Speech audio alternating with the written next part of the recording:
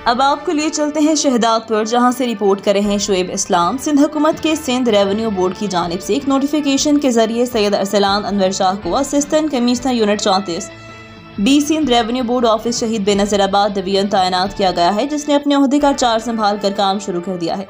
अपने ओहदे का चार्ज संभालने के बाद सैयद अरसलान अनवर शाह ने अपने अमले को हिदायत देते हुए कहा कि रेवेन्यू कलेक्शन को यकीनी बनाया जाए, बिलखसूस इन डॉक्यूमेंट सेक्टर्स में जहां रेवेन्यू लॉसेस का खदशा ज़्यादा है। उन्होंने मजीद कहा कि जो अफराद टैक्स जमा नहीं करवा रहे उनके खिलाफ कानूनी कार्रवाई की जाएगी।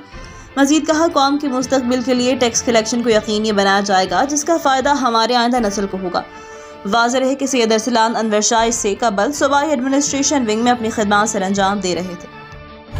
अब तक के लिए इतना ही। मजीद खबरों से बाखबर रहने और ताज़ा अखबार पढ़ने के लिए विजिट करें हमारी वेबसाइट rednews.pk।